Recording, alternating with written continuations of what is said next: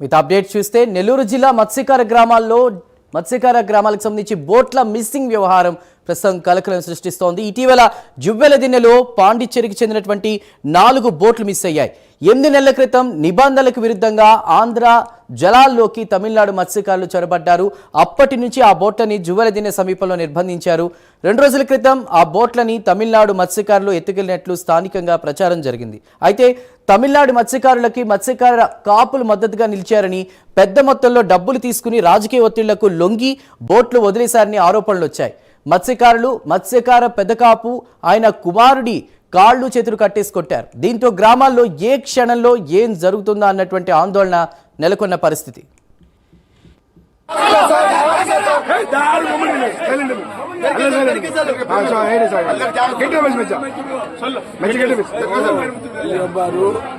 మాత్రం ఫోన్ చేశా మాత్రం బోటి ఎంతో మంది కుటుంబాలు నేనే అన్నా ఎంతో మంది అమౌంట్ సొల్లు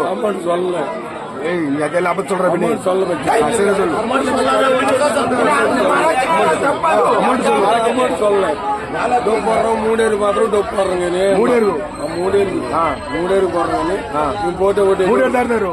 అది శక్తి పేరు ఊరి పేరు క్లారిటీ ఊరి పేరు అంగ పేరు సొల్లు నడూరు నడూరు నడూరు ఆంధ్రపాలూరు కాదు ఆంధ్రపాలూరు నీయే సొల్లు ఆంధ్రపాలూరు అంపేరు జాన్ రెడ్డి అది ఉన్నట్టు సొల్లు శక్తి సొల్లు. నెల్లూరు జిల్లా జువ్వెలదిన్నెలో మత్స్యకారుల ఆందోళనకు సంబంధించిన పూర్తి వివరాలు మా ప్రతినిధి నరేష్ అందిస్తారు. నరేష్,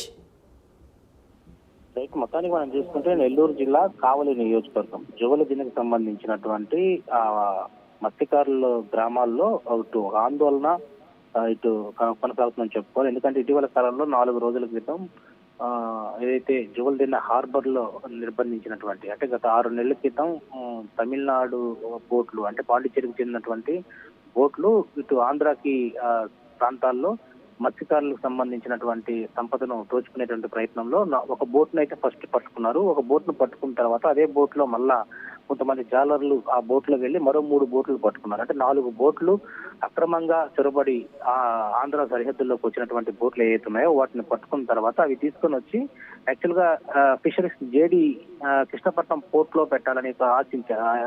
కృష్ణపట్నం పోర్ట్ లో దీన్ని పెట్టాలని ముందుగా జేడి ఫిషరీస్ డిపార్ట్మెంట్ అనుకున్నారు. కానీ అక్కడ మత్స్యకారులందరూ కూడా వీటిని మా ఆధీనంలో ఉంచుకుంటాం, మా జువ్వెలదిన్నె హార్బర్ లో వీటిని మేము పకడ్బందీగా చూసుకుంటామని చెప్పారు. అప్పట్లో ఇక్కడ మత్స్యకారుల యొక్క గ్రామాలంతా కూడా దురాయి అంటాం. సో అక్కడ దురాయి అంటే ఏదైనా ఒక పద్ధతి ఉంటుంది. పెద్ద కాపులు ఉంటారు, ఒక్కొక్క గ్రామం సంబంధించిన పెద్ద కాపులు దాదాపు 140 గ్రామాలకు సంబంధించినటువంటి కాపులకు పెద్ద కాపులు ఉంటారు. అందులో ఇసుకపాలెం సంబంధించినటువంటి ఒక పెద్ద కాపు, అదేవిధంగా బంగారుపాలెం సంబంధించిన మరో పెద్ద కాపు. అంటే వీళ్ళ యొక్క ఆజ్ఞతోనే ఏదైనా మత్స్యకారులు అందరూ కూడా ఒకే పద్ధతిని అవలంబిస్తారు. అయితే ఈ యొక్క 4 బోట్లు గత 6 నెలలుగా కూడా జువ్వెలదిన్నె హార్బర్ లో ఉన్నాయి. అయితే 4 రోజుల క్రితం ఈ 4 బోట్లు కూడా అంటే అక్కడ పాండిచ్చేరికి సంబంధించినటువంటి చెన్నై ఎవరైతే ఉంటారో ఈ బోట్లను కూడా తీసుకెళ్లిపోయారు మత్స్యకారులు. అంటే ఇక్కడ దగ్గరుండి చూసుకుంటున్నటువంటి కాపులు కొంతమంది దీని ప్రమేయం ఉన్నట్లుగా 140 గ్రామాలకు సంబంధించినటువంటి ఎవరైతే మత్స్యకారులు ఉన్నారో వాళ్ళు ఆందోళన చేస్తున్నారు. ప్రస్తుతం అయితే ఎవరైతే పెద్ద కాపులుగా నమ్మినటువంటి ఉన్నారో వాళ్ళే ఇటు రాజకీయ ఒత్తిడితో ఒక్కసారిగా కూడా 4 బోట్లను పంపించడం వెనకాల రాజకీయ కోణం కూడా ఉన్నట్లుగా తెలుస్తా ఉంది. దీని మీదే పదే కూడా 4 రోజుల నుంచి మత్స్యకార గ్రామాల్లో ఒక అలజడి అయితే కొనసాగుతుంది, ఒక ఉద్రిక్త అయితే కొనసాగుతుంది. మనం చూసినటువంటి విజువల్స్ లో దాదాపు పెద్ద కాపులుగా ఉండబడేటువంటి బంగారుపాలెం చెందినటువంటి చాలయ్య ఉండొచ్చు, అదేవిధంగా మరో ఇసుకపల్లికి సంబంధించినటువంటి మరో కాపు ఎవరైతే ఉన్నారో వాళ్ళిద్దరిని సంబంధించిన కుటుంబ సభ్యులందరినీ కూడా కట్టేశారు. అదేవిధంగా కొంత ఘర్షణ వాతావరణం అంటే కొట్టడం కూడా జరిగింది. అదే మన దగ్గర ఓన్లీ కట్టేసిన విజువల్స్ దొరికాయి. అదేవిధంగా ఇంకొక విజువల్ ఏంటంటే వాళ్ళ చేతులు కాళ్ళు వెనక్కి కట్టేసి బట్టలన్నీ ఇచ్చేశారు. అంటే అక్కడ ఆ దురాయి ఒక పెద్ద కాపుకు సంబంధించిన దురాయి ఆ ప్రాంతంలో మత్స్యకారు ప్రాంతంలో అలాగే ఉంటుంది. ఎవరైతే నమ్ముకున్నటువంటి మత్స్యకారులు మరో ఈ ఆంధ్రాకు సంబంధించిన మత్స్యకారులు మోసం చేసి తమిళనాడు మత్స్యకారులకు బోట్లు పంపించడం వెనకాల ఏంటి రహస్యం, వారి వెనకాల ఉన్నటువంటి రాజకీయ వ్యక్తులు ఎవరు, అదేవిధంగా దాంట్లో ఒక వ్యక్తిని పట్టుకున్నారు. ఆ వ్యక్తి ద్వారా పదే కూడా వీడియో రికార్డింగ్ చేసి ప్రస్తుతం మనకు కూడా వీడియో రికార్డింగ్ కూడా మనం ప్లే చేయడం జరిగింది. వాళ్ళు ఎవరైతే రాజ్యసభ సభ్యులు ఉన్నారో గేదా మస్తాన్ రావు ఫోన్ చేశారు. వాళ్ళ యొక్క ఫోన్ ద్వారా నేను ఈ రోజు పంపించడం జరిగింది. నరేష్. జాల్ రెడ్డి అనే వ్యక్తి, పోల్ సెట్ అనే వ్యక్తి చెప్పడంతో ఈ బోట్లను మేము వాళ్ళకి అప్పగించాం. కొంత డీల్ అయితే జరిగింది. డబ్బుల వ్యవహారం 10 లక్షల రూపాయలు ఇస్తామని చెప్పారు. అదేవిధంగా ఈ 10 లక్షల రూపాయలకు సంబంధించినటువంటి కుటుంబం అంతా కూడా మమ్మల్ని చూసుకుంటామని చెప్పారు. అందుకే వాళ్ళని పంపించడం జరిగింది చెప్పారు. అయితే ప్రస్తుతం అయితే ఉద్రిక్తత కొనసాగుతుంది. దీని మీద ఎలాంటి చర్యలు చేపడతారో మనం వేచి చూడాల్సిన పరిస్థితి.